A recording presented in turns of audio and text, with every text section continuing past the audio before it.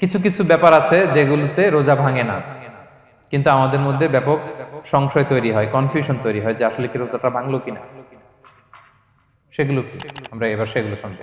3 নম্বর sub পয়েন্টটা তো clear যে কিছু কিছু কাজ আছে যেগুলো করলে আসলে রোজা ভাঙে না। Things or actions that don't invalidate the fast, এটা আপনার রোজা ভাঙবে না। সেগুলো কি?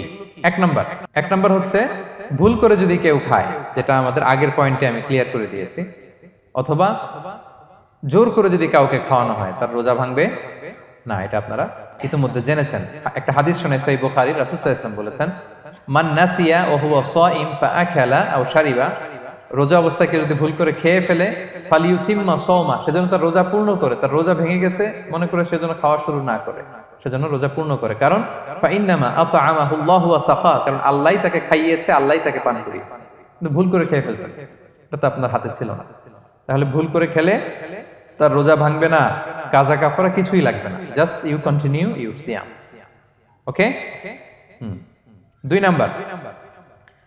নাম্বার হচ্ছে, এটা বিবাহিতদের জন্য, যেহেতু মোস্ট অফ দ্য অডিয়েন্স আর 18+, কোনো অসুবিধা নাই। আর ইসলামে কথাগুলো আসলে বাঁচতে হলে জানতে হবে না। সেটা হচ্ছে, আমরা শুনেছি যে বিবাহিতরা ফিজিক্যাল ইন্টারকোর্স যদি করে, দেহ থেকে সিমেন আউট হলে রোজা ভেঙে যায়, কিন্তু স্বাভাবিক মেলামেশাতে রোজা ভাঙে না। কিস করা, হাগ করা হাজবেন্ড ওয়াইফের মধ্যে, এই যে সখ্যতা, এই ব্যাপারগুলো যদি দিনের বেলায় ঘটে, এতে রোজা ভাঙে না। ব্যাপারটা বুঝতে পেরেছেন না সবাই? একটা দলিল শোনেন। আমাদের আয়েশা রাদিয়াল্লাহু তাআলা আনহা বলেন, কানা নবী সাল্লাল্লাহু আলাইহি ওয়াসাল্লাম ইয়াকাব্বিলু ওয়া হুয়া সাইম, রমাদানের রোজা অবস্থায় তিনি আমাদেরকে কিস করতেন, ওয়া ইউবাশিরু, আমাদেরকে হাগ করতেন, ওয়া হুয়া সাইম, রোজা অবস্থায়। এতে রোজার কোনো সমস্যা হতো না, তবে এটা রিকমেন্ডেড না। স্বামী স্ত্রীর একান্ত মেলামেশা দিনের বেলা রিকমেন্ডেড না, কারণ এটা থেকে সে সেক্সুয়ালি এক্সাইটমেন্টের দিকে চলে যেতে পারে, ফলে ভুল করে সে এমন কাজ করে ফেলতে পারে যেটাতে তার রোজাটাই ভেঙে যাবে। আর ইচ্ছা করে রোজা ভাঙলে কি করতে হয়? কাজাও কাফারাও, খবর আছে না? সেজন্য এটা খেয়াল রাখতে হবে। 3 নাম্বার, এটাকে আরবিতে বলে আল ইহতিলাম, ওয়েট ড্রিম, বাংলায় বলে স্বপ্ন দোষ। ঘুমের মধ্যে এমন কিছু দেখলেন, ফলে আপনার সিমেন আউট হলো, আপনার রোজা ভাঙবে না। কারণ এটা কি ইচ্ছা করে করছেন আপনি? এটা কার হাতে?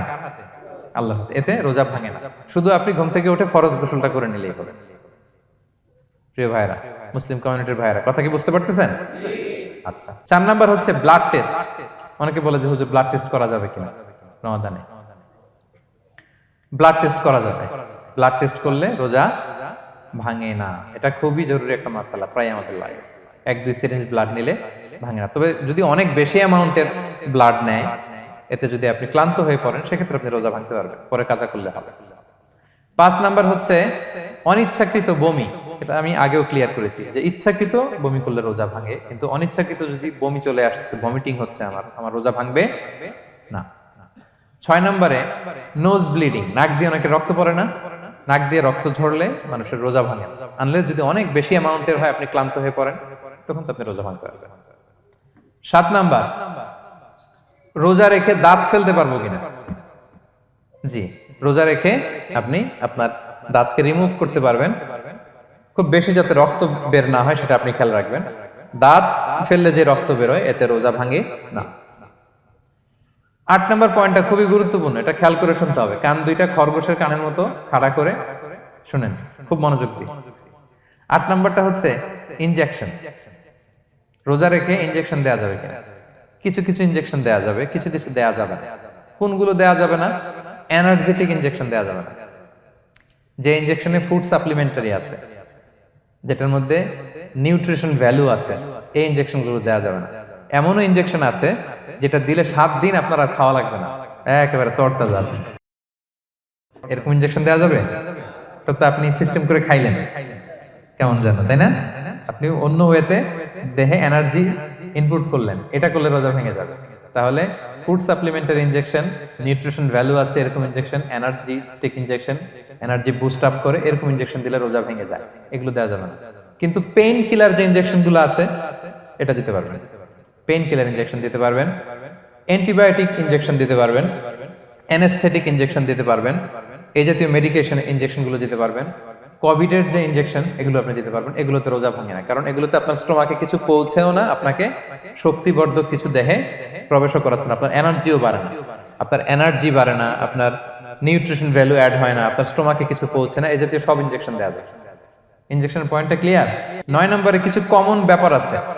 এই কমন জিনিসগুলো আমাদের মনের মধ্যে প্রায় প্রশ্ন জাগে যে এগুলো করা যাবে কি যাবে না, এগুলো ক্লিয়ার করি। এর মধ্যে 1 নম্বর হচ্ছে টুথপেস্ট। রোজা রেখে টুথপেস্ট দিয়ে ব্রাশ করা যাবে কিনা, বলেন যাবে কি যাবে না? যাবে, কে কে হাত তুলুন তো দেখি। হ্যাঁ, মাত্র 1 জন, 2 জন, 3 জন, 4 জন, 5 জন, 6 জন, দল ভারী হচ্ছে আস্তে আস্তে। হ্যাঁ, টুথপেস্ট দিয়ে ব্রাশ করা যাবে কি যাবে না? যাবে মাত্র 5 জন। আর যাবে না কয়জন দেখি? যাবে না, অনেকে যাবে না। অনেকে হাত তুলে নাই, ভাবছে কোন জায়গায় হাত তুলে কোন বিপদে পড়ি। চুপচাপ দেখি যে কোনটা জিতে। যাবে না? যাবে না, দল ভারী না? যাবে? এই সুন্দর বলছে, যাবে, কিন্তু না করাই ভালো। হ্যাঁ হ্যাঁ, যাবে। টুথপেস্ট দিয়ে ব্রাশ করলে রোজা ভাঙে না, তবে যদি খুব স্ট্রং টুথপেস্ট হয় এগুলো ব্যবহার না করা ভালো। দিনের বেলায় মেসওয়াক করা ভালো। হ্যাঁ, মেসওয়াক করলে ওইটা সবচেয়ে সেফ। তবে যদি আপনি টুথপেস্ট দিয়ে ব্রাশ করেন আপনার রোজা ভাঙবে না ইনশাআল্লাহ। কেউ কেউ মাকরু বলেছেন, কিন্তু আপনার রোজা ভাঙবে না। মাউথ ওয়াশ সেম, যাবে, কিন্তু রেকমেন্ডেড না। হ্যাঁ, গার্গল করতে গেলে আবার ভিতরে চলে যাবে। সিম্পলি কুলি করা যাবে, কিন্তু আপনার রোজা ভাঙবে না। কিন্তু দিনের বেলায় আমরা টুথপেস্ট, মাউথ ওয়াশ এগুলো ইউজ না করে কোনটা সাজেস্ট করি? কোনটা? মেসওয়াক করেন তো আপনারা? রাসূল সাল্লাল্লাহু আলাইহি ওয়াসাল্লাম বলেছেন, আমার উম্মতের জন্য যদি কষ্ট না হয়ে যেত আমি প্রত্যেক নামাজের আগে মেসওয়াক করা ফরজ করে দিয়ে যেতাম। কষ্ট হয়ে যাবে, পকেট নিয়ে নিয়ে মেসওয়াক ঘুরতে হবে। এবং রাসূল সাল্লাল্লাহু আলাইহি ওয়াসাল্লাম মৃত্যুর আগে ওনার হাতে যে জিনিসটা রেখে উনি শেষ নিঃশ্বাস ত্যাগ করেছেন সেটা হচ্ছে মেসওয়াক। উনি অত্যন্ত অসুস্থ, প্রচন্ড জ্বরে কাতরাচ্ছেন। তখন দেখলেন যে ওনার শ্যালক আব্দুর রহমান রাদিয়াল্লাহু তাআলা আনহু উনি মেসওয়াক করতেছেন, তো উনি ফেল করে তাকায় আছেন, বলতে পারতেছেন না আমাকে দাও। আম্মা জান আয়েশা বুঝতে পারলেন যে রাসূল মনে হয় চাচ্ছেন, তো উনি এটা নিয়ে এসে নিজে চাবালেন। রাসূল ইসলাম চাবায় যে নরম করবেন এই শক্তিটাও গায়ে নাই। আম্মা জান নিজে চাবিয়ে রাসূল ইসলামের হাতে দিলেন, রাসূল ইসলাম মেসওয়াক করলেন। এই মেসওয়াক করার কিছুক্ষণ পরে তিনি ইন্তেকাল করলেন। আরবাউন মিন সুনানিল মুরসালিন, 4টা সুন্নাত, এটা সব নবীদের মধ্যে ছিল। এর মধ্যে একটা হচ্ছে আসওয়াক, মেসওয়াক। মেসওয়াক করবেন তো আপনারা? আচ্ছা। এরপর রোজা রেখে আতর দেয়া যাবে, কোনো সমস্যা নাই। পারফিউম দেয়া যাবে, সমস্যা নেই। আই ড্রপ দেয়া যাবে, চোখে ড্রপ দেয়া যাবে, আইলাইনার দেয়া যাবে, কাজল দেয়া যাবে, এগুলোতে রোজা ভাঙে না। এরপরে ডায়াবেটিক পেশেন্ট যারা আছে তারা ইনসুলিন দিতে পারবেন, এত রোজা ভাঙে না। এটা আমাদের লাগে না, আমাদের অনেক মুরব্বীদের দিতে হয়, আমাদের আব্বা আম্মাদের। তো এটা আপনারা জেনে গেলেন, ইনসুলিন দিলে রোজা ভাঙে না। এরপরে 10 নম্বর খুব মজার একটা পয়েন্ট, খাবারের যদি লবণ চেক করা হয় এতে রোজা ভাঙে না। তবে ঘরে আপনারা এটা ট্রাই করবেন না, এটা রেকমেন্ডেড না। এটা কখন রেকমেন্ডেড? এটা বড় শেফদের জন্য। লেটস সে রমাদানে 1000 লোকের বিরিয়ানি করা হবে, আল্লাহর বান্দারা রোজাদাররা খাবে, এটা লবণ বেশি হলে খাইতে পারবে? পারবে না। এজন্য যিনি শেফ, প্রধান বাবুর্চি, উনি লবণটা ট্রাই করতে পারবেন, করেই সাথে সাথে কুলি করে ফেলবেন, ভিতরে তো কিছু গেল না, এতে রোজা ভাঙে না। তাই বলে প্রতিদিন ঘরের রান্নাতে আবার এটা করতে যায় না। ঘরে 2 জন, আপনি আপনার হাজবেন্ড ওয়াইফ টোনাটুনি একটা হইলেই হইলো, কি বলেন? লবণ বেশি হবে কম হবে, কিন্তু বড় প্রোগ্রাম, অনেক রোজাদাররা একসাথে ইফতারি করবে, এটা তো লবণাক্ত হইলে খাওয়া যাবে না। তো সেক্ষেত্রে শেফ যদি জাস্ট জিব্বা দিয়ে লবণটা একটু ট্রাই করে নেয় যে অ্যাড করতে হবে না, ঠিক আছে, সাথে সাথে কুলি করে ফেলে, রোজা ভাঙবে না। দলিল কি? দলিল হচ্ছে কাঁচা ডালের মেসওয়াক। রাসূল সাল্লাল্লাহু আলাইহি ওয়াসাল্লাম কাঁচা ডালের জাইতুনের মেসওয়াক দিয়ে তিনি সেওয়াক দিয়ে মেসওয়াক করতেন। তো কাঁচা জাইতুনের আপনারা মেসওয়াক করছেন? এটা কিন্তু অনেক লবণাক্ত, সল্টি, এটার মধ্যে একটা ঝাঁঝালো ভাব আছে। তো এটা আপনার জিহ্বায় লাগলে কি রোজা ভেঙে যায়? ভাঙে না।